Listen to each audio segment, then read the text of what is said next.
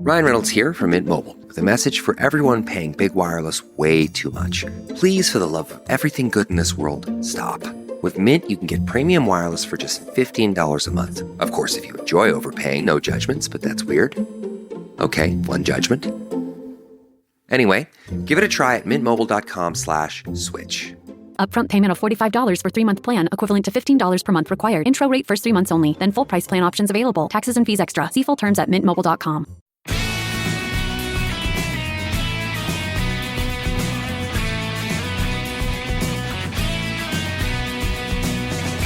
From Offscript Media, I am Matthew Zachary, and this is Out of Patience. On today's show, Dr. Matt Lamb, the epidemiologist so nice, Andrew and I had him on twice. Matt is an assistant professor of epidemiology at the Columbia University Medical Center and returning champion to the show because he's really good at helping me break down insanely complicated things into snackable, digestible chunklets for the layperson. And if you, the listener, are not an epidemiologist, infectious disease specialist, virologist, or someone whose last name may rhyme with Mouchy, then you, my friend, are likely a layperson who needs snackable, digestible chunklets of layperson information. And so it's time to enjoy some more what the fuck is happening with COVID questions and answers right now here on the show. Enjoy. Matt Lamb, thanks for coming back on the show. The epidemiologist, so nice. We had him on twice in this crazy burning world of COVID. It's just nice to be able to lean into a professional expert epidemiologist to chime in, possibly not answer the questions I proffer to you because you're not a virologist, but feel free to tell me that if I profoundly give you a conundrum that is not something you can answer.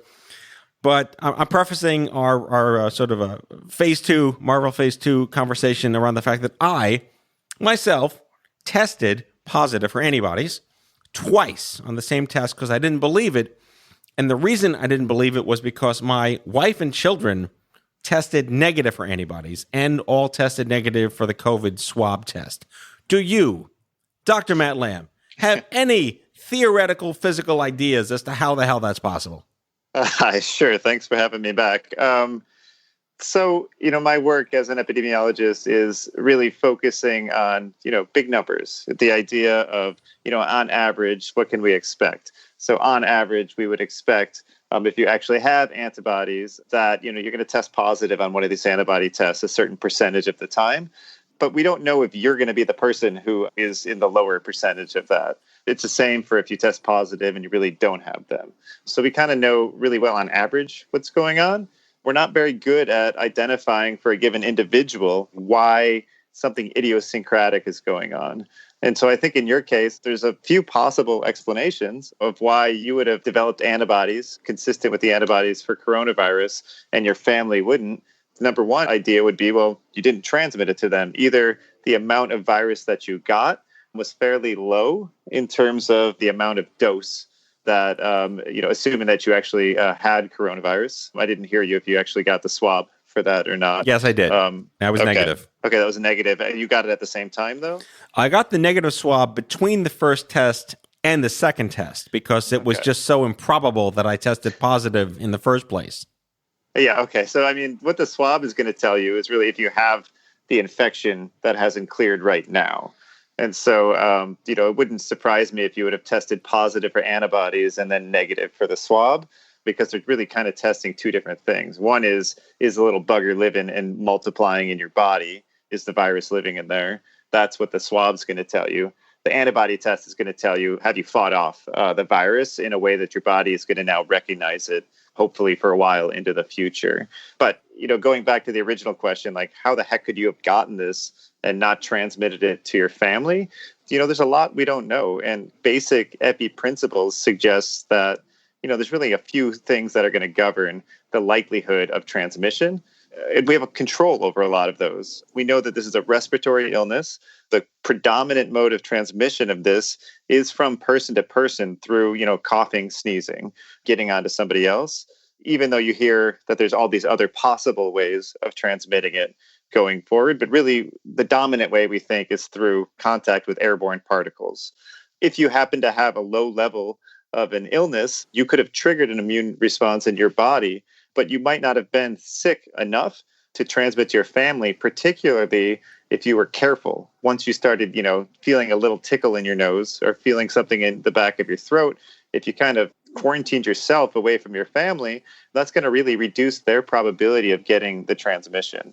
So there's a possibility that that's what's happened. Because you got 2 tests, I would say that the likelihood that you're a double false positive is pretty low. Yeah, I've learned so much down this crazy rabbit hole as #not a doctor.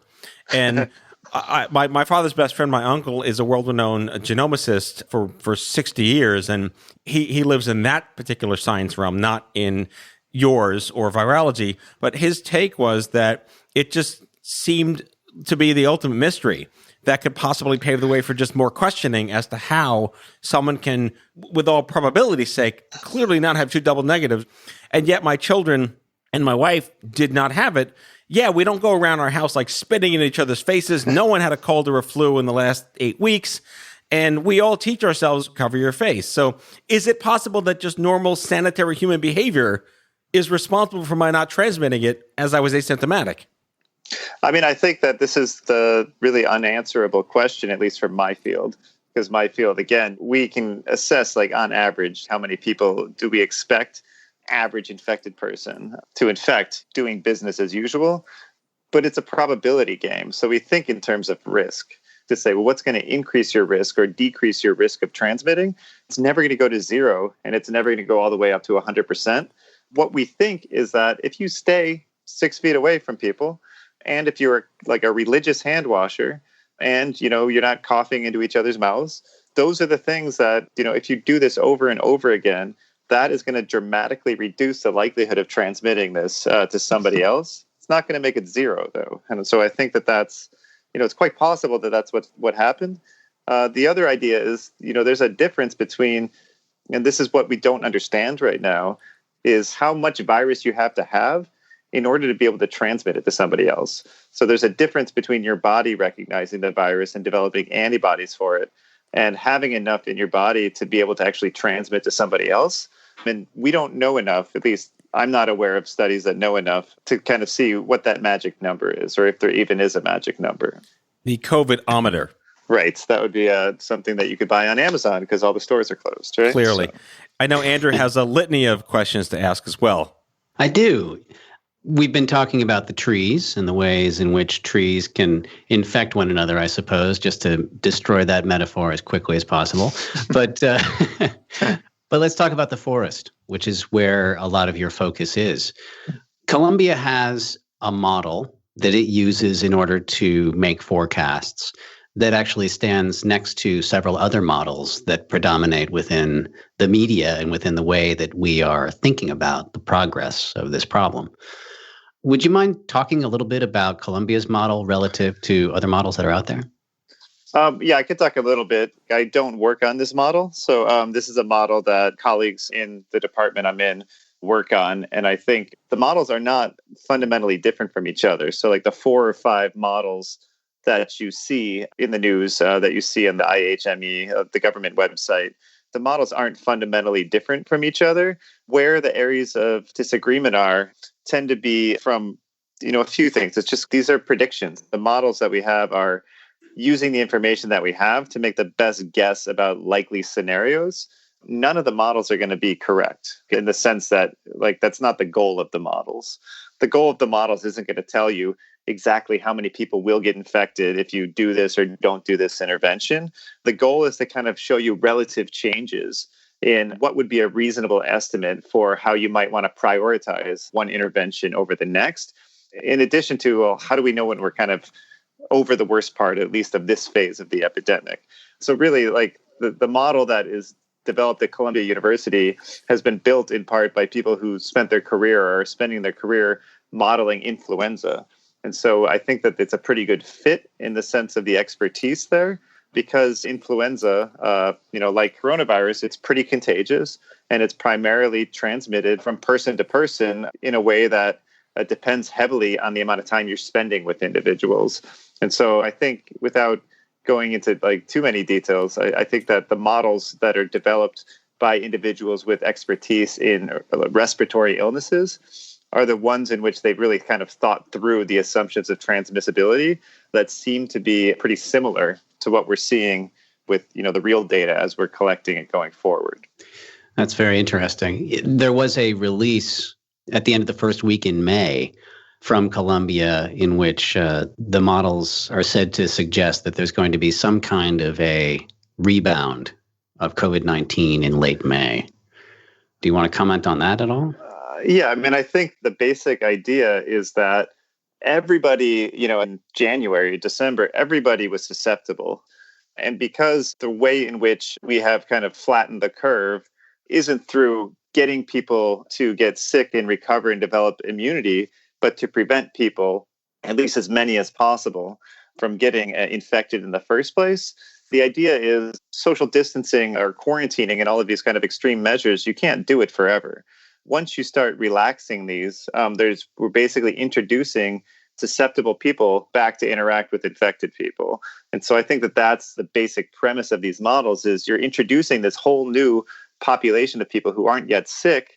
And if there are people who are infectious, they have all these other people to have contacts with. And so this is kind of where the basic predictions are suggesting that there might be a new wave. The size of the wave really depends on what people do in terms of how people have changed their behavior, kind of separate from these kind of social policy enforcements, in addition to how quickly municipalities would roll back any kind of relaxations of the restrictions.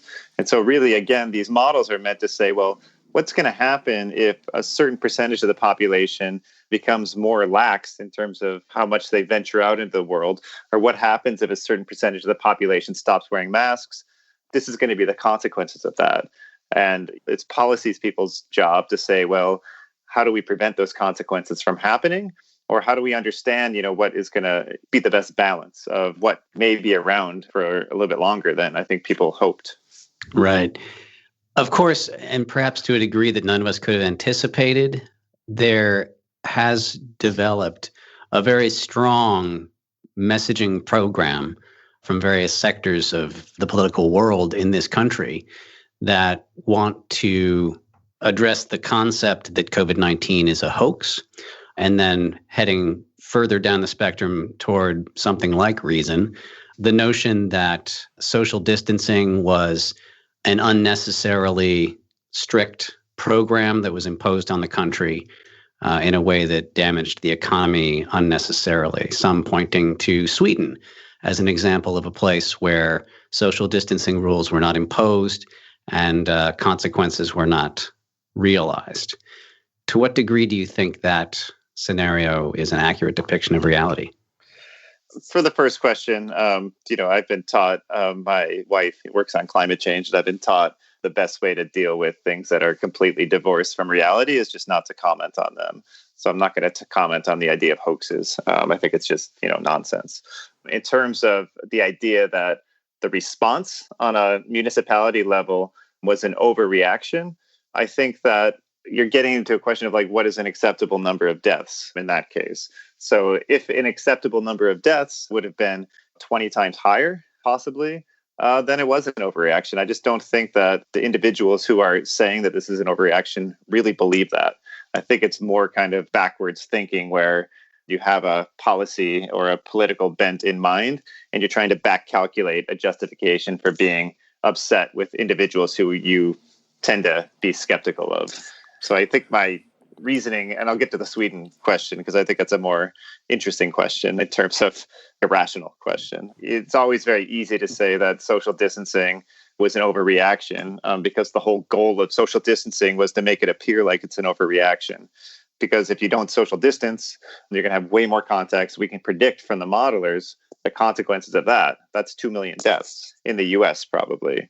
And so we can compare what's going to happen now to that kind of 2 million estimate, which is a decent benchmark of whether or not social distancing, I think, was useful or required in this time.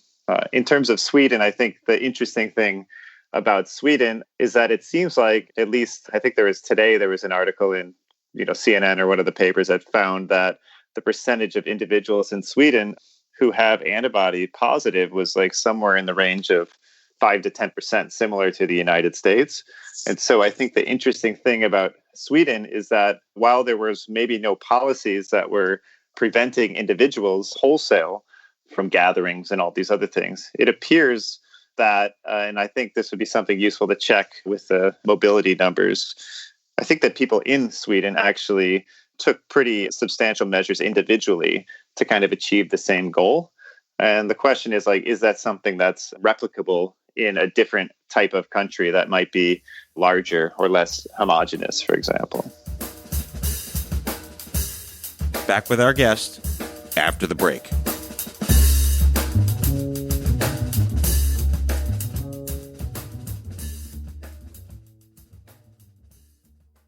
Craving your next action-packed adventure? Audible delivers thrills of every kind on your command, like Project Hail Mary by Andy Weir, where a lone astronaut must save humanity from extinction, narrated with stunning intensity by Ray Porter. From electrifying suspense and daring quest to spine-tingling horror and romance in far-off realms, unleash your adventurous side with gripping titles that'll keep you guessing.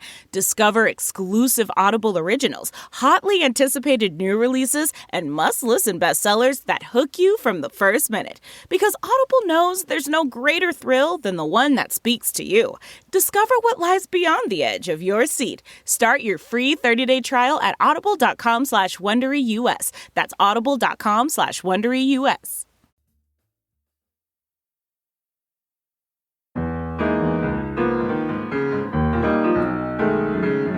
Matt, I want to go back to something I'm kind of fixated on, which is something you refer to as how much antibody do you need to have something happen?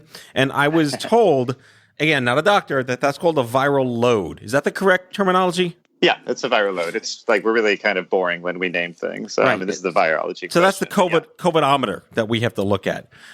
So how much virus is per amount of blood? Right. So is that a figure-outable thing that has been precedented? And are we on a way to figure out if I have antibodies, now what? So there's kind of two separate things. And then I'm going to kind of tell you when I'm hedging into like, this is not my area of expertise. But Right. Viral load measures how much virus is in your body. I know about this because a lot of my research focuses on HIV/AIDS, and we use viral load routinely as a measure of just how much virus is in your blood. This is how we determine if you're HIV positive. This is what we're measuring when somebody does the swab for the COVID test. How much virus is actually in your blood, or in your nose in that case. So what viral load is a measure of is how concentrated the virus is per amount of blood. The idea is basically if you have a lot more virus in your blood, it's worse for you because your immune system has to work harder. If your immune system has to work harder and you have trouble getting oxygen into your heart, that's going to be something that's going to make recovery from having a lot of virus difficult. So this is kind of one reason why there's speculation why individuals who have certain pre-existing conditions focusing on cardiovascular complications seem to have a harder time fighting this off. It's because if you have a lot of virus, your body has to work harder to get it out. That's what the viral load is measuring. There's an equivalent when you get a certain kind of antibody test. There's really kind of two general types of antibody tests. Again, I'm not a virologist, but I know that there's two types of antibody tests in general. One is kind of like a pregnancy test. It tells you, do you have them or do you not have them? That's not going to help you assess how much antibody that you might have at a given period in time in your blood. It's just going to say if it's there or not. The second type of test is able to put some kind of number to that. And so that's the one where you might be able to get at some units of antibodies per unit of something else, per unit of blood, let's say. The million-dollar question, and this is kind of the question that a lot of the vaccine trials are trying to focus on, is what the number is that's sufficient for you to fight off a new infection so that you don't become infected. And so that's kind of the key thing that we don't know the answer to yet. I think that virologists, not me, have an idea, of how to figure out that answer. And that's kind of what some of these clinical trials that are either using blood plasma as a measure to see if that conveys immunity. If I took your blood, for example, since you now have antibodies, would that prevent infection in me, or would it be able to treat me if I'm in the early stages of having SARS? All of these different trials are going on in order to try to get at what is this magic number that you need to have above in order to be immune, or at least immune for a while. But I don't think we're there yet. It sounds like chicken and the egg, because, I mean, this rush to market with the FDA emergency authorizations and all these tests out there, and there are spit tests and swab tests and blood tests and whatever. I guess the question I can attempt to formulate here is, do they need to figure out the minimum viral antibody load to give to someone to get the vaccine, or do they need to, should they be doing blood tests now that have the antibodyometer in them? So there are blood tests now that have the antibodyometer in them. And you might see this if you see something called like an ELISA test. Basically, what it does is it basically kind of creates a copy of something, COVID looking. It either could be like the little spike that gives it its name, or it could be like the actual genetic information inside the virus.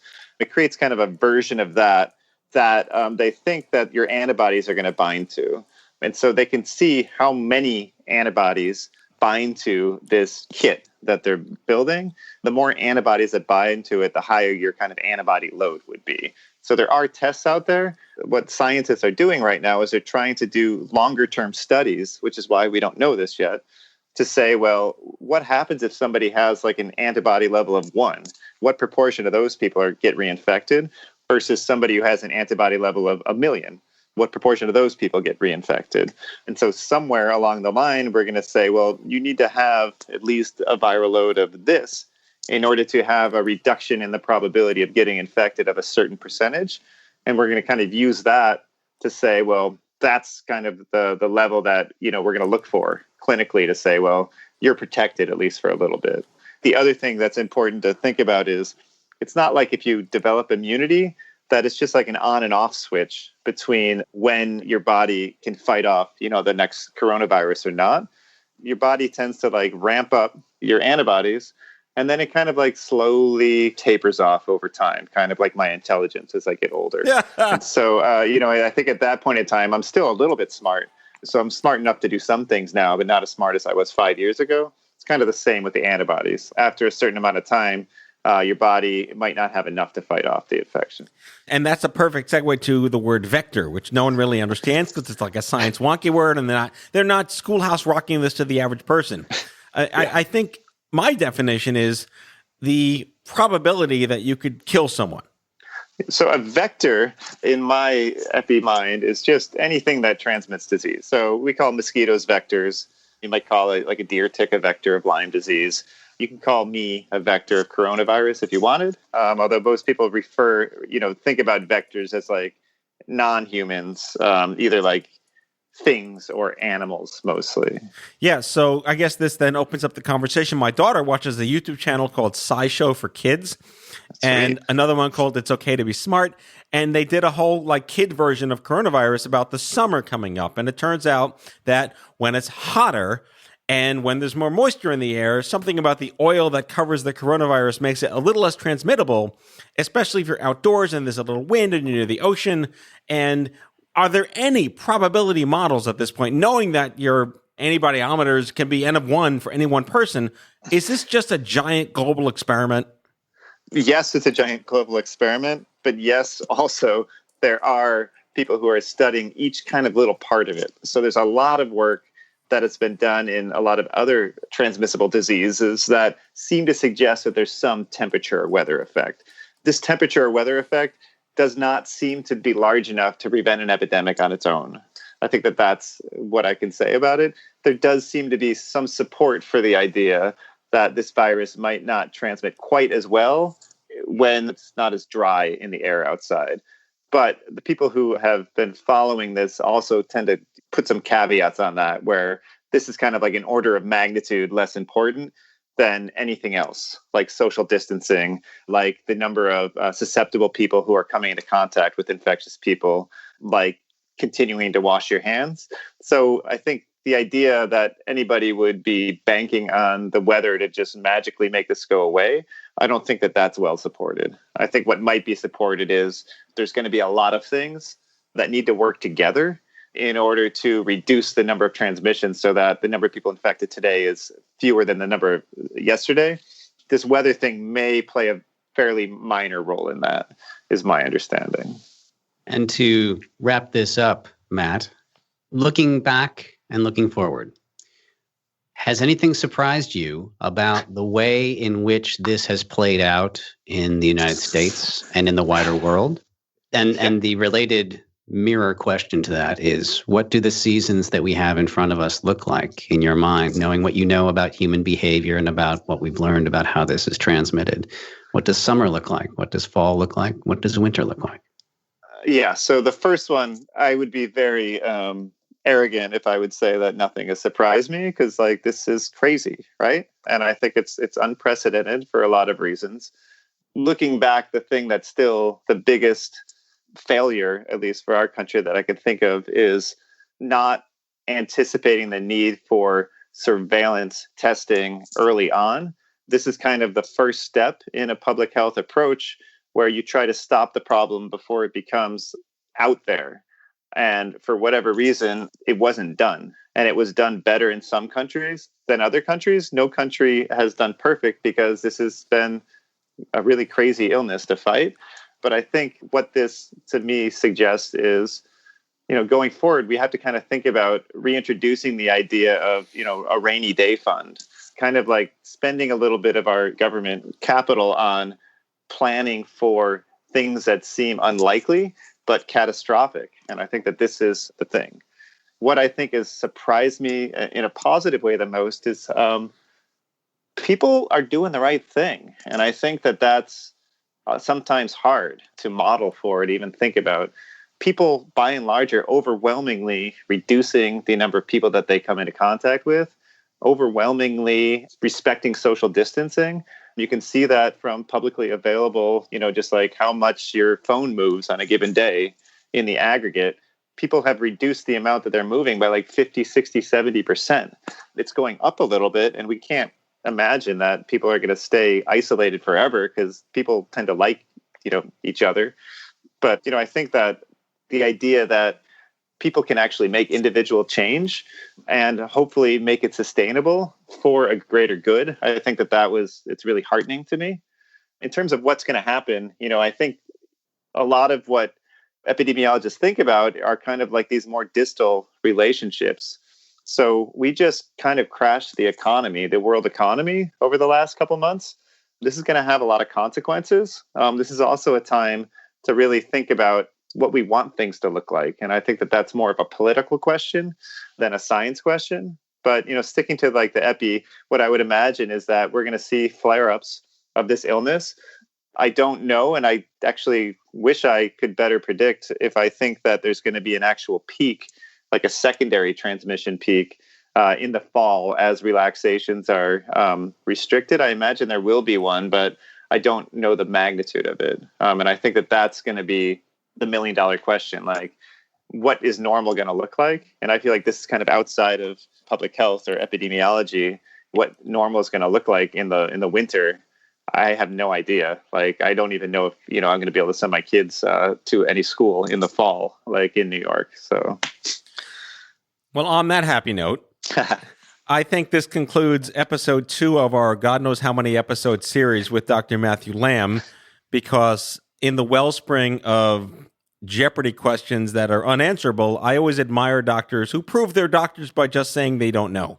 Not just, I'm not a virologist. So Dr. Matt Lamb is an assistant professor of epidemiology at the Columbia University Medical Center. Thanks for joining us again. More to come, and stay safe. Thanks a lot. Take care.